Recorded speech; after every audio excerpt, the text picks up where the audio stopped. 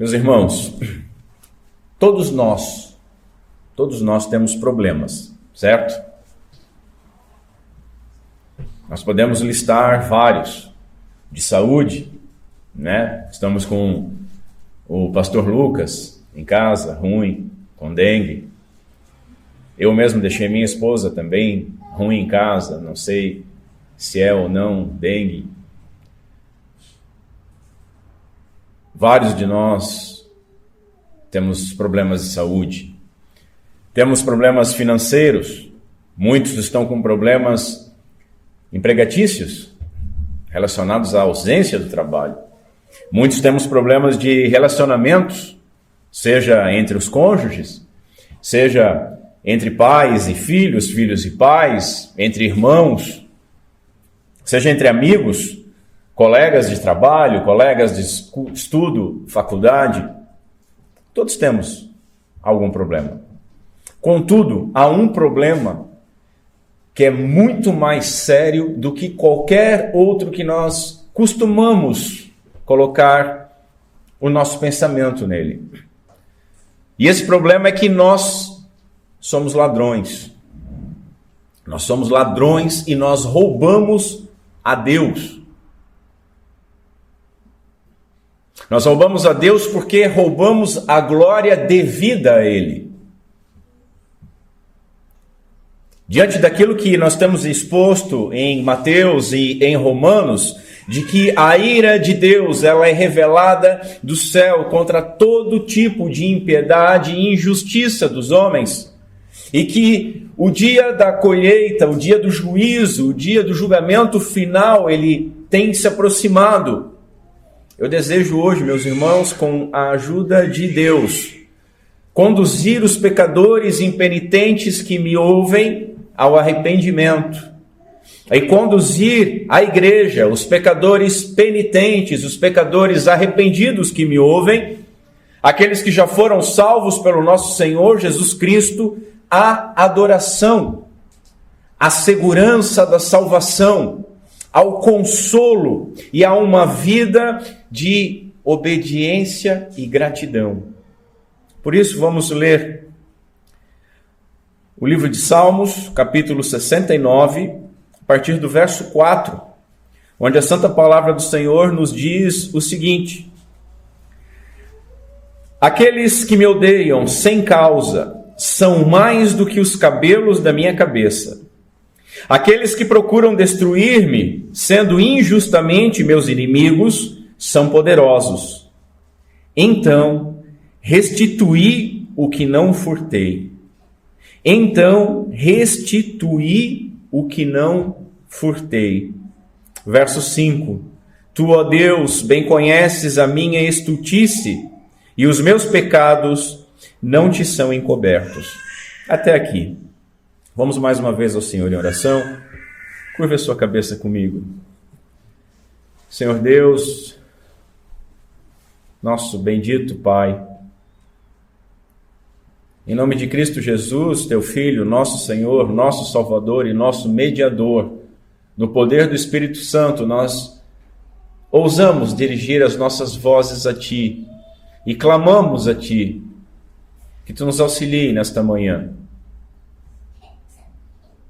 Pai, que eu possa assumir por trás deste púlpito e que o Teu Filho seja glorificado nesta manhã, diante dos nossos olhos.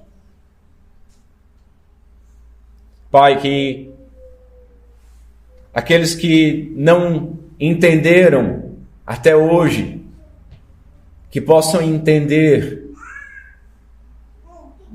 a Tua obra maravilhosa de salvação e que a igreja possa ter os seus corações dilatados ao amor, ao temor, à adoração, à reverência, à gratidão, ao desejo de Te conhecer mais e mais e glorificar o Teu santo nome cada dia mais. Dá-nos, Senhor, a segurança de uma obra completa que faz com que nós possamos passar por todas as vicissitudes desta vida em alegria e contentamento, com os olhos fixos no autor e consumador da nossa fé. Pedimos essas coisas em nome de Jesus Cristo e te agradecemos por isso. Amém. Hoje, meus irmãos, nós veremos então, como eu disse, que a humanidade ela tem uma dívida com Deus. Depois disso, nós veremos que nenhum homem pode pagar esta dívida. E por fim, nós veremos que Jesus Cristo, ele realizou um pagamento perfeito, porque ele restituiu completamente aquilo que nós roubamos e que nós jamais poderíamos pagar. Assim, em primeiro lugar, vamos ver o contexto, vamos contextualizar esse texto, uma vez que nós não estamos fazendo sequencial, né? Esse é um texto, um salmo messiânico. E todo representante messiânico, ele deve suportar severas humilhações antes da sua exaltação final. Veja, embora Deus tenha marchado à frente do seu povo quando o retirou do Egito, conduzindo ele à terra prometida, pelo meio do deserto, nós lemos nas Escrituras as muitas e severas aflições que Moisés passou e suportou. Os Salmos de número 69, que é o que nós lemos na liturgia e o nosso texto da pregação, e os 70 e os 71, eles descrevem as lutas contínuas que Davi, o rei messiânico, enfrentou. Sendo um salmo messiânico, ele obviamente é também um salmo profético. E como toda profecia, o contexto dela, ela aponta primeiramente para algo imediato, apontando então depois para algum evento futuro. No que se refere a Davi, nós podemos observar as suas aflições aqui. Ele começa pedindo livramento nos versos 1 a 5. Ele descreve a sua situação aflitiva como de um homem se afogando, nos versos de 1 a 3 e no 14 e 15. Ele afirma estar sendo acusado injustamente, no verso 4. Ele recebeu afrontas e vergonhas, verso 7. Ele lamenta ter sido abandonado por amigos e parentes, verso 8. Ele está em perigo de morte e com enfermidades, verso de 1 a 2, 4, 14 a 15, 18 e 29. Ele foi maltratado. Nós vemos isso do verso 18 ao 21. E mesmo orando ao Senhor, ele não obteve resposta, verso 3, e necessita recebê-la rapidamente, urgentemente, verso 17. Assim nós vemos que por todo o salmo, Davi ele clamava por proteção divina contra os seus inimigos. E assim nós podemos ver que há 3 momentos distintos no salmo. Primeiro, Davi ele se queixou da grande aflição na qual se encontrava, suplicando pelo socorro de Deus. E segundo, Davi ele pronunciou os juízos de Deus sobre os seus perseguidores. E em terceiro, Davi concluiu então com alegria e louvor, tendo a certeza de que Deus o socorreria. Além de ser então um salmo messiânico, nós vemos que é um salmo imprecatório também. E este salmo, depois do salmo 22 e do salmo 110, é aquele salmo que é mais citado no Novo Testamento. Ele é citado pelo menos 7 vezes.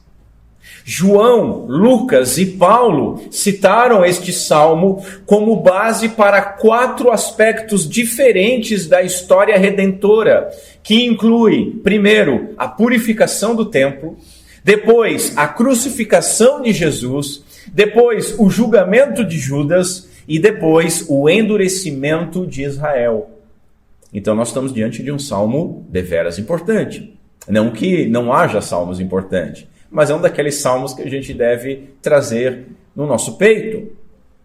O príncipe dos pregadores, Charles Spurgeon, ele afirmou que Se alguém perguntasse para nós, de quem que o salmista está falando aqui? Ele está falando de si mesmo ou de outro homem? Nós deveríamos responder o seguinte: ele está falando de si mesmo e de um outro homem.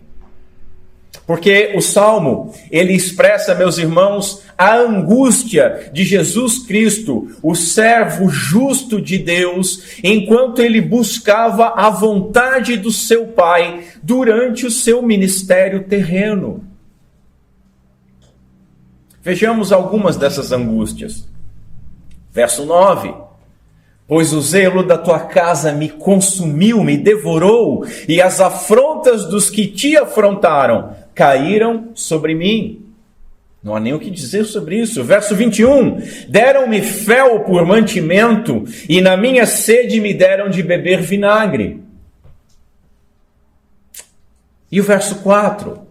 Aqueles que me odeiam sem causa são mais do que os cabelos da minha cabeça, e aqueles que procuram destruir-me, sendo injustamente meus inimigos.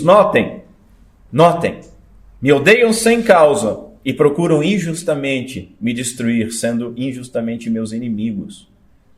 Lá em João, no capítulo 15, o próprio Senhor Jesus Cristo, ele citou esta passagem, quando ele diz o seguinte: me odiaram a mim e ao meu Pai, mas é para que se cumpra a palavra que está escrita na sua lei: odiaram-me sem causa. Nós, meus irmãos, vamos enfatizar nesta manhã a última parte do verso 4. E então restituí o que não furtei. Apesar de nós faremos durante a mensagem alusão a todo o Salmo, nós vamos enfatizar mais essa última parte do verso 4 e um pouco do verso 5. Então restituí aquilo que eu não roubei. Esse é um glorioso salmo messiânico, porque por meio, irmãos, prestem atenção nisso, por meio da descrição das aflições de Davi, nós temos o privilégio de conhecer um pouco das aflições profundas que o nosso bendito Senhor e Salvador experimentou, enquanto ele realizava a obra de expiar e propiciar os nossos pecados. Ah, pastor, já começou a falar de termos teológicos. O que é isso? Ele expiou os nossos pecados. O que isso significa? Morrendo a nossa morte e restaurando a nossa comunhão com Deus, com o Pai. E ele também propiciou. O que significa isso? Significa que ele morreu em nosso lugar, aplacando a ira divina que nós merecíamos. Isso é muito importante porque muitos cristãos e muitos líderes cristãos de influência estão negando isso nos nossos dias. Eles estão dizendo que é uma blasfêmia dizer que o sacrifício de Cristo aplacou a ira do Pai. Mas é o que a Bíblia nos apresenta. Isso é muito importante. Nós estamos vendo em Romanos que a bondade de Deus conduz ao arrependimento. E nós precisamos então sempre relembrar como é que nós fomos salvos. Veja, Deus ele não deixou os nossos pecados para lá, ele não passou pano sobre os nossos pecados porque ele é bonzinho. Mas porque ele é bondoso, ele enviou o seu Filho amado. E porque ele é justo, ele enviou o seu Filho amado como nosso substituto para morrer em nosso lugar e punir os nossos pecados no seu Filho amado. Em segundo lugar, vejamos que há uma dívida, a nossa dívida. Paulo, em Romanos, ele descreve a condição de toda a humanidade num texto que é pesado, que vai desde o verso 18 do capítulo 1 até o verso 23 do capítulo 3. O apóstolo primeiro, ele definiu o Evangelho como o poder de Deus para salvar todo que nele crê. E depois, nesse período, nessa passagem que eu falei, de 1:18 a 3:23, ele demonstra e prova a necessidade de todos os homens, colocando-nos diante de Deus, Deus puro, santo e justo, e revelando qual é a nossa real e verdadeira condição. Nós poderíamos resumir tudo isso numa sentença: não há um justo, porque todos pecaram. No 3º capítulo, lá no verso 23, Paulo escreve assim, e isso é muito importante entender: porque todos pecaram e destituídos estão da glória de Deus. Destituídos estão da glória de Deus. Essa expressão, destituídos da glória de Deus, ou privados da glória de Deus, conforme traz a King James, ela é melhor entendida da seguinte forma: não alcançaram o padrão da glória de Deus. Entendem isso? Isso é muito importante compreender, irmãos. Porque todos pecaram e não alcançaram o padrão da glória de Deus. Os nossos símbolos de fé nos informam que Deus nos criou por uma razão. E a finalidade última de Deus ter nos criado foi para glorificarmos a Deus. Ou seja, Deus nos criou para a sua glória. E quando Adão pecou, como nosso representante federal, todos nós estávamos em Adão, todos nós caímos em Adão e deixamos de dar a glória devida a Deus, a glória que nós deveríamos dar a Ele. Veja, meus irmãos, Deus ele não removeu a sua glória de nós, mas ela foi removida pelo nosso pecado. Deus, ele não está em dívida conosco. Deus, ele não nos deve absolutamente nada senão o seu juízo. Nós roubamos dele a adoração, a obediência, o serviço e a glória que lhe eram devidos, porque é devidamente adequado que nós façamos isso a Ele. E essa glória, esse serviço, essa adoração e essa obediência, elas são devidamente demonstradas na adequada obediência e dependência. Obedecer e depender, que foi exatamente o que Adão e Eva, e nós, em Adão e Eva, não fizemos. Não obedecemos e não dependemos. No Éden, meus irmãos, nós tentamos ser iguais a Deus e desde lá temos tentado fazer a mesma coisa. Desde lá nós roubamos. Nós roubamos de nós mesmos a vida. Roubamos de nós mesmos a paz e a alegria que provém de uma comunhão com Deus. Nós roubamos isso. Deus deu um mandamento negativo. Veja, uma única proibição. E essa proibição envolvia o quê? Envolvia fé, envolvia obediência, envolvia dependência, envolvia confiança, envolvia amor e envolvia humildade. A sentença para a desobediência era a morte. Nós lemos lá em Gênesis. E ordenou o Senhor Deus ao homem, dizendo: de toda a árvore do jardim comerás livremente, mas da árvore do conhecimento e do bem e do mal, dela não comerás, porque no dia em que dela comeres, certamente morrerás.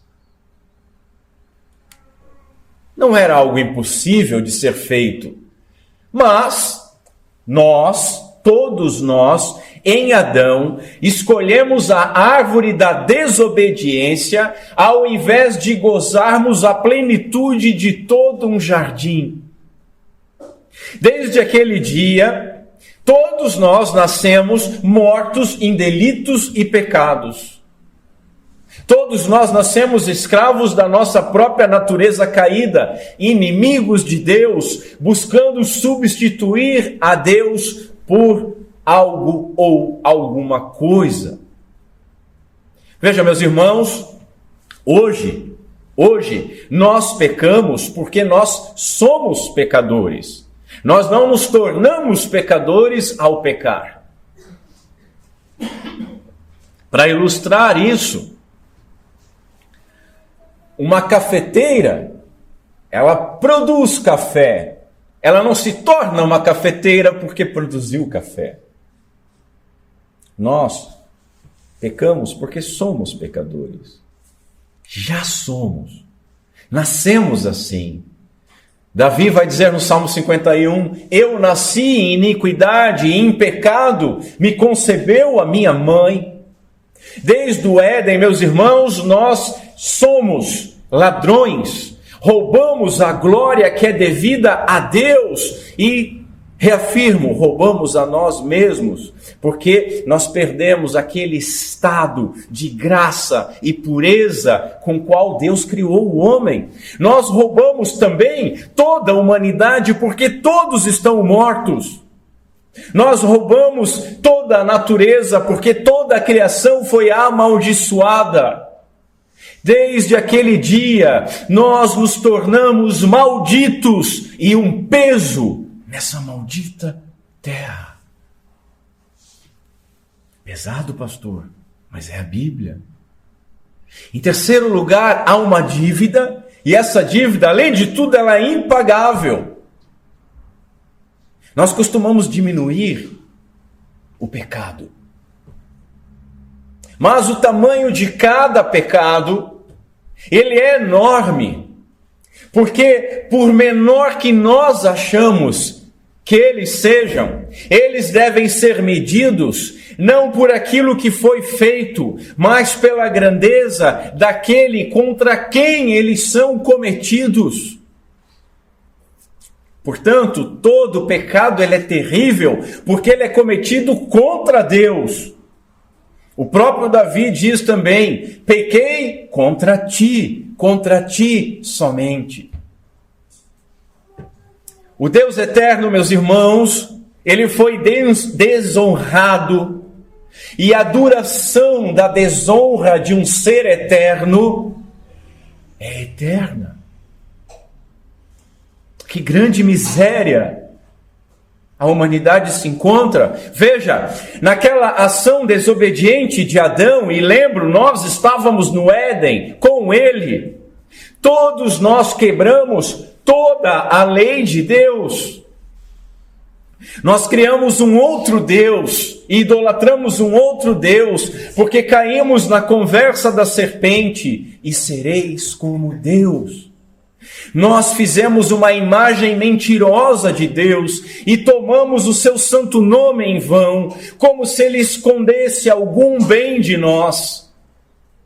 Quando demos atenção ao que a serpente disse, certamente não morrereis, porque Deus sabe que no dia em que comerdes desse fruto, se abrirão os vossos olhos e sereis como Deus. Nós quebramos o Shabá no Éden, porque nós não descansamos no Senhor, não descansamos na promessa divina. Nós desonramos o nosso Pai quando nós o desobedecemos. Nós morremos, nos suicidamos e matamos toda a humanidade. Nós adulteramos traindo a Deus. Nós furtamos aquilo que não nos pertencia. Nós mentimos sobre aquilo que de fato Deus falou e ordenou. E nós, por fim, cobiçamos aquilo que pertencia a Deus. E sereis como Deus. Que situação terrível. Em Romanos 3, partir do verso 10, Paulo faz uma junção de alguns salmos para descrever a nossa condição. E permitam-me ler como está escrito. Veja, é o que a palavra diz sobre nós. Não há um justo, nenhum sequer. Não há ninguém que entenda. Não há ninguém que busque a Deus. Todos se extraviaram e juntamente se fizeram inúteis. Não há quem faça o bem, não há nem um só. A sua garganta, ou seja, a nossa garganta, é um sepulcro aberto, com as suas línguas tratam enganosamente, peçonha de serpentes está debaixo dos seus lábios, cuja boca está cheia de maldição e de amargura. Os seus pés são ligeiros para derramar o sangue, em seus caminhos há destruição e miséria, e não conhecem o caminho da paz. Não há temor de Deus diante dos seus olhos. Que condição terrível! Nós não buscamos a Deus. Nós não o honramos pela sua criação, o que torna cada um de nós indesculpável, como nós aprendemos em Romanos 1:20. Nós não cumprimos a sua lei e nós não o queremos como nosso Senhor. A nossa condição, diz Paulo em Colossenses, é de inimigos de Deus. A nossa condição por natureza, diz Paulo em Efésios, é de filhos da ira. Estamos mortos em delitos e pecados, afirma Paulo. Por mérito próprio, meus irmãos, pelo nosso esforço, nós receberíamos o nosso salário, que é a morte. Por quê? Porque o salário do pecado é a morte. Muitos imaginam hoje que o problema do homem é a sua baixa autoestima. Já ouviram isso? Mas isso é um erro. Os homens, na realidade, eles se acham muito bons. O problema da humanidade é a sua alta autoestima. Porque quando um homem entende aquilo que a Escritura revela sobre a sua condição, ele é quebrado, ele é humilhado, ele é lançado ao pó, que é o que nós somos, pó e pecado. Como ter uma autoestima sabendo desse estado?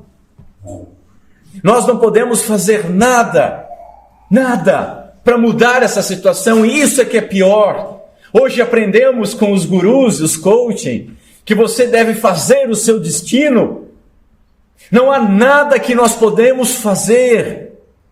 Não há boas obras que nós possamos apresentar, porque nós somos corrompidos e tudo que nós fazemos, corrompido é. Nós somos como uma árvore má que pode apenas produzir fruto mau, azedo, ruim. Nós continuamos sempre nos sujando, mesmo quando nós tentamos nos limpar. A nossa justiça própria é chamada pela Escritura de trapo de imundície. Um absorvente usado. A nossa justiça própria, meus irmãos, é como se um homem sujo, ele descesse a uma poça de lama e pegasse uma esponja cheia de lama e tentasse se esfregar para se limpar. Mas cada vez mais nós nos sujamos. E o que fazer? Qual a saída? A única saída é que algo exterior, algo de fora de nós, vindo de fora de nós, intervenha poderosamente. Assim, nós precisamos de um sumo sacerdote justo, inculpável, puro, que não precisa ele mesmo ser salvo nem purificado, e que esteja disposto a nos salvar. Nós, meus irmãos, precisamos de um substituto que nos substitua ao receber a punição de Deus. Nós precisamos de um redentor que nos liberte. Nós precisamos de um vivificador que nos dê novamente vida. Nós precisamos de um salvador que realmente nos salve. Nós precisamos de um restituidor que restitua aquilo que nós roubamos. Então,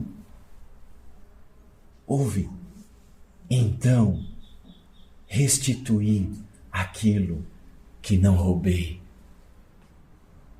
Portanto, em quarto lugar, a dívida foi paga. A dívida foi paga. Nós roubamos a glória de Deus, nós não alcançamos o padrão divino, nós fomos reprovados no pacto das obras. Mas Deus Pai, entrou num novo pacto com o seu Filho e com os seus eleitos, o pacto da graça. Jesus Cristo, Filho de Deus, nosso Senhor e Salvador, Ele cumpriu o pacto das obras no nosso lugar. E como que Ele cumpriu? Primeiro morrendo em nosso lugar, porque a desobediência do pacto das obras envolvia o quê? No dia que comeres, certamente morrerás. Ele morreu em nosso lugar, Ele recebeu a nossa punição, Ele restituiu aquilo que nós roubamos. Nós precisávamos de um substituto, e Deus, em sua bondade, amor e graça e misericórdia, proveu. Cristo se sacrificou no lugar da parte culpada da aliança, satisfazendo então a justiça de Deus. E assim, se o salário do pecado é a morte, como diz Paulo, contudo ele continua, o dom gratuito de Deus é a vida eterna por Cristo Jesus, nosso Senhor. O dom gratuito, a dádiva gratuita, a dádiva graciosa e merecida. Cristo nos resgatou da maldição da lei, diz Paulo em Gálatas, fazendo-se Ele próprio maldição em nosso lugar. Você já parou para pensar nisso? Você já entendeu isso? Nós éramos malditos e Ele nos resgata da maldição, não simplesmente nos tirando, mas se colocando como maldito em nosso lugar. A lei, lá em Êxodo 22, ela exigia que o ladrão restituísse aquilo que havia roubado. Nós deveríamos restituir. Mas assim, porque o nosso Senhor Jesus Cristo, Ele assumiu o nosso lugar, Ele restituiu aquilo que nós roubamos. E assim, Ele pôde afirmar pela boca do salmista, Então, restituir aquilo que eu não furtei, aquilo que eu não roubei. Alguns comentaristas, eles ressaltam que essa expressão ela é proverbial, cujo significado dela seria assim: tenho sido culpado dos crimes de outra pessoa. Não é maravilhoso isso? Tenho sido culpado dos crimes de outra pessoa. O justo, ele foi considerado culpado no lugar dos injustos. Há um antigo provérbio que diz o seguinte: os reis pecam e o povo é castigado. Nós conhecemos muito bem isso, nós sabemos o que é isso, porque nós vivemos isso na pele. Os nossos governantes fazem bobagens de toda sorte, e quem paga a conta é o povo, somos nós. Contudo, se os reis pecam e o povo é castigado, não é assim com o Rei dos Reis. porque o seu povo pecou, mas ele, que é Rei dos Reis, é quem foi castigado. Ele é quem pagou a nossa conta. Ele é quem morreu a nossa morte. Ele é quem morreu pelos crimes que nós cometemos. Nós roubamos, mas ele afirmou: então, restituí aquilo que eu não roubei. Durante grande parte do Salmo, nós podemos ver as descrições das aflições e sofrimentos do nosso bendito Senhor. Veja, sobre Jesus Cristo foi derramado um oceano de ira divina, como nós vemos no verso 1. O salmista falando que estava sendo submergido por águas. A ira que cada eleito de Deus merecia, a ira que era para mim, a ira que era para cada um dos senhores, foi derramada sobre ele. A igreja esquece disso. Ao afirmar, meus irmãos, que a salvação é pela fé, a igreja tem esquecido que, na realidade, a salvação é por graça, por meio da fé. Não é a fé que salva, ela é o meio para que a graça de Deus seja recebida. E a graça é que Jesus Cristo, ele tomou, ele sorveu aquele cálice que ele pediu para ser afastado, ele tomou, ele sorveu até a última gota da ira divina, de modo que nenhum daqueles por quem ele morreu jamais experimentarão essa ira, jamais experimentarão uma gota desse cálice. Do jardim do Getsemane até a cruz, o Senhor experimentou aquilo que nós lemos no verso 3. Estou cansado de clamar, a minha garganta se secou, os meus olhos desfalecem esperando o meu Deus. Oh, irmãos, nós não consideramos o peso dos nossos pecados. Nós não consideramos a gravidade dos nossos pecados. Quando os nossos pecados estavam sendo imputados sobre os lombos do bendito Senhor, a sua agonia foi tanta que ele clamou para que o cálice fosse afastado. O peso da nossa culpa e da nossa maldição, quando recaiu sobre ele, foi tamanho que o bendito Redentor teve os seus vasos sanguíneos rompidos e chegou a suar gotas de sangue, como nós lemos em Lucas 22. E mesmo assim, ele orou: Pai, seja feita a tua vontade. Na cruz, meus irmãos, o nosso Senhor teve sede, e nós lemos aqui no verso 3, a minha garganta se secou, e lemos no verso 21, e deram-me fel por mantimento, e na minha sede me deram de beber vinagre. O nosso Senhor foi afrontado por inúmeros adversários, como nós vemos no verso 4, aqueles que me odeiam sem causa são mais do que os cabelos da minha cabeça. Veja, meus irmãos, pela boca do profeta, Jesus está dizendo: aqueles que procuram me destruir, sendo injustamente meus inimigos. Verso 4. O que isso significa? Que o nosso bendito Jesus Cristo era inocente. Pilatos atestou isso: eu não vejo culpa nesse homem. Mas ele foi feito maldito. Ele próprio foi feito maldição em nosso lugar, como Paulo escreve em Gálatas 3.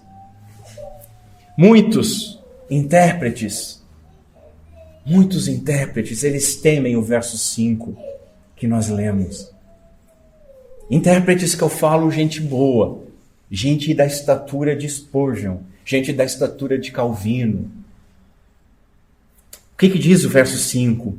Tu, ó Deus, bem conheces a minha estultice, ou a minha tolice, como traduz a King James, e os meus pecados não te são encobertos. Veja o problema que nós temos. É um salmo messiânico. Todo salmo é messiânico. Mas esse verso é um problema. E essas pessoas costumam dizer, não, esse verso se aplica só a Davi. Esse não se aplica a Jesus. Eu mesmo estou muito feliz de pregar esse texto de novo. Eu preguei esse texto há 9 anos atrás e nós temos alguns remanescentes daquela oportunidade, apesar de eu ter reformulado ele. Mas há 9 anos, quando eu preguei este salmo, eu afirmei deste púlpito que o verso 5 não poderia ser aplicado a Jesus Cristo. Mas hoje eu vejo que eu estava errado. Eu estava errado e afirmo com temor e debaixo da graça de Deus, que o verso 5 diz respeito ao nosso Redentor, e esse verso é glorioso se nós o compreendermos. O problema, meus irmãos, é que nós muitas vezes tentamos ser advogados de Deus. Nós esquecemos que Jesus Cristo é o nosso advogado. Mas nós tentamos ser. Você já não tentou ser? Não, veja bem, quando ele mandou matar todo mundo assim, tal, veja bem. Não, os réprobos, não, veja bem. Não, quando Jesus disse, os cachorrinhos, não é bom dar o que é para os filhos, para os cachorrinhos. Sabe, a gente tenta passar pano para Deus. O verme impuro, tentando lustrar a pureza da gloriosa bondade e perfeição, nós somos patéticos. A realidade é essa. Nós tentamos ser advogados de Deus e isso, meus irmãos, é errado. É muito errado. Eu fiz o mesmo naquela oportunidade, me referindo à parte imprecatória desse salmo. E eu afirmei algo mais ou menos assim, veja bem, há diferenças aqui entre o tipo e o antitipo, entre Davi e Cristo. Porque enquanto Davi, ele pedia juízo sobre os maus, Jesus, ele orava pelos seus perseguidores. Isso pode aplacar as consciências mais sensíveis, mas isso não faz justiça ao texto da Escritura. E eu não estou aqui para aplacar a consciência de sensíveis, mas para pregar o texto da Escritura. Davi, meus irmãos, ele estava sendo a tipificação de Cristo. E as imprecações que ele faz, o juízo de Deus que ele pede, se referem aos inimigos de Cristo. E não há erro algum sobre isso. Jesus chamou essas pessoas de malditos. Afastem-se de mim, malditos, eu não os conheço. Jesus disse que essas pessoas seriam lançadas num lago de fogo, onde haveria choro e ranger de dentes. Uma parte imprecatória, por exemplo, do verso 27, olha só. Acrescenta a iniquidade deles, e não entrem na tua justiça. Acrescenta a iniquidade deles. Isso é bíblico? Isso é de Deus, irmãos? Será que os irmãos lembram das exposições de Romanos? Lá nós lemos que a ira de Deus está sobre todos aqueles que não estão debaixo da graça de Jesus Cristo. E no final do capítulo 1 nós lemos que Deus entregou os homens pela sua impiedade à injustiça. E repete isso 3 vezes.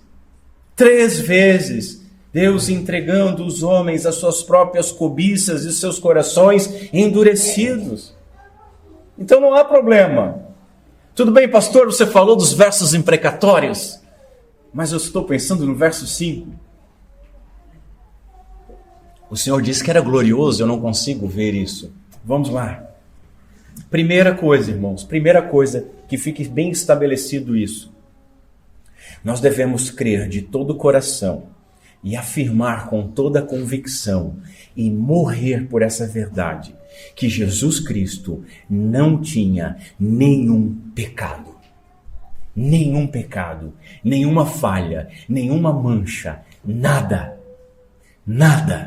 Quando ele estava para ser crucificado e Judas vem com os soldados, ele diz, o príncipe deste mundo está se aproximando. Mas o que ele fala? Eu nada tenho a ver com ele. Jesus é puro, santo e sem pecado. Mas veja, Jesus Cristo se fez homem, correto? Como nosso representante. E Jesus Cristo, ele se colocou debaixo da lei, da sua própria lei, para ser o nosso representante em todas as coisas. Tranquilo até aqui? Nenhuma blasfêmia até aqui? Vamos prosseguir. Ele mesmo se submeteu, os irmãos lembram, ao batismo de João. Ele se submete ao batismo de João Batista. E qual era o nome desse batismo? Isso, de arrependimento. Jesus tinha alguma coisa para se arrepender? Não, ele não tinha nada. Mesmo não tendo nada para que se arrepender. E notem que João Batista, ele entende isso. E ele diz, não, eu não posso te batizar, você que deve me batizar. Mas o que o Senhor responde? Disse-lhe, deixa por agora, porque assim nos convém cumprir toda a justiça. A gente expôs isso lá em Mateus 3. Cumprir toda a justiça. Meus irmãos, o que significa isso? Que Jesus estava se identificando conosco. Jesus estava se identificando com aqueles que ele veio representar. Jesus estava se identificando, se colocando na mesma posição dos pecadores, ainda que não tivesse nenhuma sombra de pecado. Quando ele encarnou, ele assumiu a nossa natureza humana sem pecado. Todavia, as Escrituras nos ensinam que ele foi feito pecado. Jesus, ele não conheceu o pecado, meus irmãos, por praticar, por cometer. Mas Jesus conheceu o pecado por carregar. Ele carregou.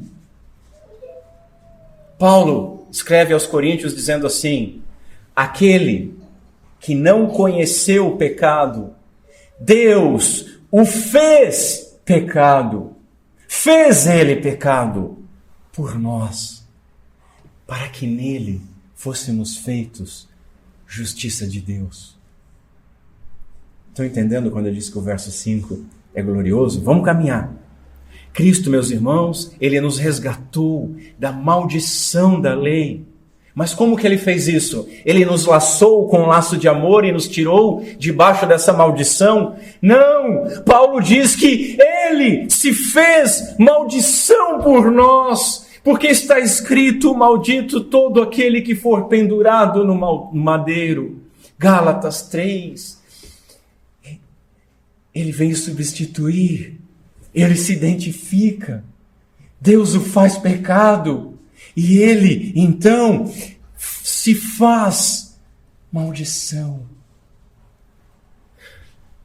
Ele era todo puro, justo e santo. Contudo, Pedro diz que ele padeceu uma vez pelos pecados. O justo pelos injustos. O justo pelos injustos. Isaías escreveu que ele foi ferido por causa das nossas transgressões. Ele foi moído por causa das nossas iniquidades. O castigo que nos traz a paz estava sobre ele. E pelas suas pisaduras, pelos seus ferimentos, nós fomos sarados. Jesus não tinha pecado, porém, ele tomou sobre si os nossos pecados, voluntariamente, não obrigado, mas porque quis. E assim, meus irmãos, ele considerou o meu pecado, o seu pecado, como sendo dele. Entenderam? Assim, então, Cristo se referiu aos nossos pecados como se fosse dele. Não há dificuldade no verso 5. É como se ele dissesse assim: tu, ó Deus, bem conheces a minha tolice, que não é minha, mas eu tomei daqueles que me destes. E conheces também os meus pecados, que não te são encobertos. Sabe toda a vida que eu sou inocente dos crimes que me acusam. Esses pecados não são meus, pois eu não pequei, mas eu assumo eles como meu pecado. Eu assumo os pecados daqueles que tu me deste. Cumpre assim, ó Pai, o nosso pacto e puna em mim. Derrama a tua ira sobre mim, no lugar daqueles que tu amaste desde antes da fundação do mundo. Que misericórdia gloriosa! Eu espero que seu coração esteja como o meu, num misto de dor e pulsação e dilatação. Os nossos pecados foram imputados a Jesus Cristo, que morreu sob a maldição da lei, como se ele fosse um pecador. Como se ele fosse. Oh, meus irmãos, entendam uma coisa. A doutrina da justificação, o que ela diz? Ela diz que a sua justiça, a justiça dele, é a nossa justiça. Foi imputada a nós, foi creditada a nós, não é isso? Nós não nos alegramos com isso? Assim, meus irmãos, os nossos pecados foram imputados a Ele, foram creditados a Ele. Naquele momento, na cruz, os nossos pecados eram dele. Ele carregou os nossos pecados sobre os seus benditos lombos. E então, o salmista pôde dizer: restituí aquilo que eu não roubei. Aqueles que o crucificaram, eles recorreram a esse tipo de morte, pensando que Jesus era um blasfemo e um mentiroso. Eles recorreram a esse tipo de morte para expô-lo como odioso a Deus. E por isso eles disseram: confiou em Deus, pois que Deus venha livrá-lo agora. E a isso o Senhor respondeu aqui pelo salmista. Pelo salmista, no verso 5. Os pecados dos teus eleitos são como meus, pois eu os tomei sobre mim. E no verso 9, as injúrias dos que te ultrajaram caem sobre mim. Na própria cruz, o Senhor ecoou o verso 5. Tu, ó Deus, bem conheces a minha estultice e os meus pecados não te são encobertos. Quando, pastor? Quando ele clamou assim: Pai, perdoa-lhes, porque eles não sabem o que fazem. Irmãos, eu não creio que Jesus estava olhando para os soldados e pedindo perdão por eles. Jesus estava olhando para o fruto do seu penoso trabalho. Nós não sabemos o que fazemos quando nós pecamos. O Cordeiro de Deus, ele carregava os nossos pecados e se apresenta então como culpado ao Pai. Mas como sumo sacerdote inocente, ele intercedeu por aqueles que ele estava representando e salvando. Aleluia! É isso que o verso 5 está dizendo. O justo foi acusado e odiado injustamente. Aqueles que me odeiam sem causa são mais do que os cabelos da minha cabeça. Aqueles que procuram destruir-me, sendo injustamente meus inimigos. Aquela multidão estava furiosa. Ela gritava diante da cruz, com ódio, com crueldade. Os assassinos do nosso Senhor, eles riam, eles debochavam, eles zombavam, eles blasfemavam diante dele. Quem eram aquelas pessoas? Homens e mulheres que lhe deviam até mesmo o ar que respiravam. E apesar disso, odiaram sem causa. Sem causa. Essas palavras foram cumpridas no ódio contra o Senhor, que afirmou: odiaram ao Pai e a mim, odiaram-me sem causa. Na cruz ele clamou pelo Pai: Pai, meu Deus, Por que me desamparaste? Note, isso está apontando para o verso 3, meus irmãos. Estou cansado de clamar, os meus olhos desfalecem esperando o meu Deus. E aí o puritano Matthew Henry vai dizer o seguinte: contudo, mesmo neste momento, Jesus não desistiu do seu relacionamento com o Pai, porque ele disse: Deus meu, Deus meu. O espetáculo naquele dia foi horrível. O justo estava exposto como um maldito, carregando todos os pecados do seu povo e recebendo toda a ira divina sobre si, ira que os nossos pecados mereciam. O Pai, naquele momento, virou-lhe a face. Jesus se encontrava sozinho, irmãos. O próprio sol recusou-se a brilhar, e eu digo que as trevas eram a forma adequada para aquele terrível momento.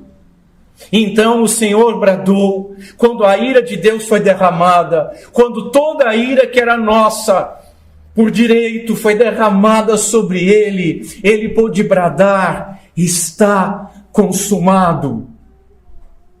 Como é que isso aparece no Salmo? Então, restituí aquilo que eu não furtei. Ele pagou a nossa dívida. A glória de Deus, que foi removida pelo pecado humano, pelo mérito da sua morte, foi restituída. E ele ainda foi além, porque ele vem com graça abundante, ele vem com graça sobre graça, e a sua graça superabundou. Meus irmãos, em Cristo, nós desfrutamos de bênçãos maiores, nós recebemos algo superior àquilo que havia sido perdido. Porque além de restaurar aquilo que havia sido roubado pelo pecado, Jesus Cristo adicionou mais. Porque veja, se ele apenas tivesse restituído o que nós roubamos, isso nos colocaria na mesma condição de Adão antes da queda. Mas ele cumpriu a lei em nosso lugar, para a glória de Deus.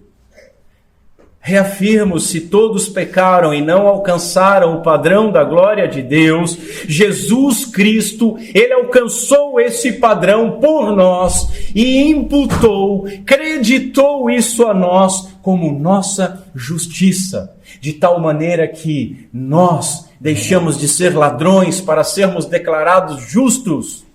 Nós deixamos de ser inimigos de Deus para sermos aceitos e adotados por Deus no amado Senhor Jesus Cristo. Nós deixamos de ser criaturas de Deus e passamos a ser filhos de Deus por meio da sua graça.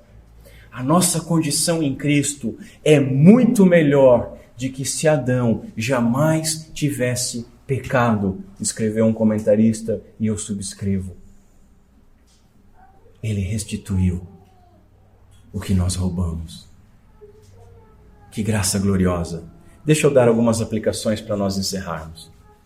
Primeira aplicação. Você pecador, que nunca havia entendido isso, talvez até mesmo seja membro de igreja, talvez há muito tempo você ocupa um banco aqui nessa igreja. Você que me ouve pela internet, você que nunca reconheceu a sua culpa, que não se arrependeu dos seus pecados, ainda que você diga que crê em Deus, Ele é seu inimigo. Enquanto você não se arrepender, Ele é seu inimigo. Você está debaixo da sua ira, que é santa e que é justa. Você roubou a Deus e Ele será o cobrador.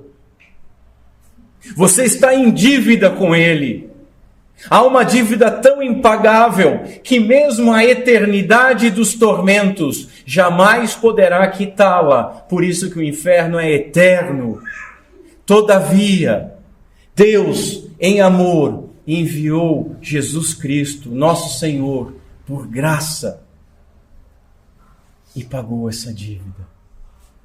Deus prova o seu amor para conosco, diz Paulo, em que Cristo morreu por nós, sendo nós ainda pecadores. Essa é a mensagem do Evangelho, que Deus salvou pecadores por meio do sacrifício de Jesus Cristo. Aqueles que continuarem em seus pecados não têm nada com Jesus e a sua dívida permanece, e o dia do pagamento está se aproximando, o dia da ira divina está chegando. Portanto, arrependa-se. Arrependa-se, pare de brincar, que acredita em Deus. Segunda aplicação, você crente, você encontra aqui segurança e paz. Segurança e paz. Veja, ao invés de escapar, o nosso Jesus querido, nosso Senhor, pagou aquilo que ele não havia furtado. As injúrias dos que te ultrajaram caem sobre mim. Verso 9. Ele pagou por todos os nossos pecados. Todos os pecados que nós cometemos, mesmo depois da primeira vez que nós nos arrependemos. Todos os pecados do nosso passado. Todos os pecados que nós ainda venhamos a cometer. Ouçamos Paulo quando diz o seguinte: tendo sido, pois, justificados pela fé, temos paz com Deus por nosso Senhor Jesus Cristo. Em outro lugar, portanto, agora, nenhuma condenação há para os que estão em Cristo Jesus. Em outro lugar ele escreve: porque estou certo de que nem a morte, nem a vida, nem os anjos, nem os principados e as potestades, nem o presente, nem o porvir, nem a altura, nem a profundidade, nem alguma outra criatura nos poderá separar do amor de Deus que está em Cristo Jesus, nosso Senhor. Nenhuma criatura, nem mesmo nós. Nele, nós temos segurança e paz. Verso 35 e 36, o salmista disse: porque Deus salvará Sião. Sião é a igreja, irmãos. Porque Deus salvará Sião e edificará as cidades de Judá, para que habitem ali e a possuam, e herdá-la-á a semente dos seus servos, e os que amam o seu nome habitarão nela. Semente, lembram? 2 tipos de semente, joio e trigo, a semente da mulher e a semente da serpente. A nós, meus irmãos, que estamos em Cristo, cabe louvarmos e vivermos de modo digno. Terceira e última aplicação. Você, crente, tem todos os motivos do mundo para se alegrar e louvar. Verso 34 diz assim: louvem-no, os céus e a terra, os mares e tudo que neles se move. E não louvaríamos nós, que fomos alvos da sua graça, alvos da sua restituição? Uma vez que nós fomos perdoados de tão grande culpa, o que poderia nos tirar a paz? Como nós falamos no início, os problemas do nosso dia a dia. Esse salmo ele começou com humilhação e ele termina com a exaltação de Cristo. Nós temos visto nas parábolas do reino que todos esperavam um Messias triunfante, não um Messias sofredor. Um Messias sofredor, ele não é apreciado ou compreendido pelos incrédulos, mas ele deve ser entendido, amado, compreendido, desejado e glorificado pelos crentes. Cristo veio em humildade e sofrimento para triunfar sobre a morte e restituir aquilo que nós roubamos. Assim, meus irmãos, devemos nos alegrar e louvar. Ele retornará um dia com grande poder e grande glória. Até lá, assim como o Senhor nos avisou, nós passaremos diariamente por aflições. Mas Ele venceu. Ele pagou a nossa dívida. Ele restituiu aquilo que nós havíamos roubado, e cada grama de aflição que cai sobre os nossos ombros, ela redundará em maior peso de glória. Repito, o que pode nos tirar a paz se nós sabermos destas coisas? As nossas aflições são poucas, são breves, são momentâneas, porque as aflições que Ele passou por nós foram grandes, graves e profundas. Louvemos então o seu nome com alegria. Com alegria.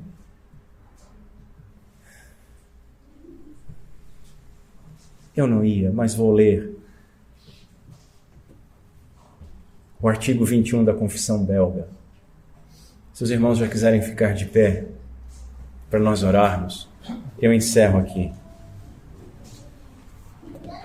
Diz o seguinte: a satisfação por Cristo é um resumo do que nós vimos.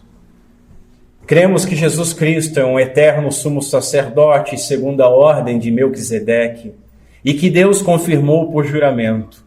Perante seu Pai, e para apaziguar-lhe a ira, ele se apresentou em nosso nome, por satisfação própria, sacrificando-se a si mesmo e derramando o seu precioso sangue para a purificação dos nossos pecados, conforme os profetas predisseram. Pois está escrito que o castigo que nos traz a paz estava sobre o Filho de Deus, e que, pelas suas pisaduras, nós fomos sarados. Como cordeiro, ele foi levado ao matadouro, ele foi contado com os transgressores, e como criminoso, ele foi condenado por Pôncio Pilatos, embora este o tivesse declarado inocente. Assim, então, restituiu o que não tinha furtado e sofreu o justo pelos injustos, tanto no seu corpo quanto na sua alma, de maneira que sentiu o terrível castigo que os nossos pecados merecem e padeceu tudo para a remissão dos nossos pecados. Por isso, dizemos com razão, junto com o apóstolo Paulo, que não sabemos outra coisa, senão Jesus Cristo e este crucificado. Consideramos tudo como perda, por causa da sublimidade do conhecimento de Cristo Jesus, nosso Senhor. Amém. E que Deus Pai seja misericordioso conosco, por meio desse bendito Jesus. Vamos orar. Senhor, obrigado pela tua palavra, que nos fere e nos cura, que mostra quem nós somos, quem mostra quem tu és e mostra o que foi feito por nós imerecidamente. Senhor, salva aqueles que não te conhecem. Senhor, salva aqueles que estão se enganando. Senhor, traz paz e segurança àqueles que já te conhecem. Traz força e ousadia para mortificarmos a nossa natureza carnal e vivermos de maneira digna da glória que tu alcançou e creditou a nós por meio do teu Filho Jesus Cristo. Senhor, aqueles que te conhecem, dá alegria e contentamento. Que os nossos pulmões, os nossos lábios sejam utilizados para glorificar o teu santo nome por tão gloriosa dádiva, ainda que nós passemos pelas mais terríveis aflições, porque elas não são nada comparado com aquilo que o nosso Senhor, o teu Filho, sofreu em nosso lugar. Concede-nos, Senhor, que nós vivamos de maneira digna da restituição que foi feita pelo nosso crime. É o que nós te pedimos, em nome de Cristo Jesus. Amém.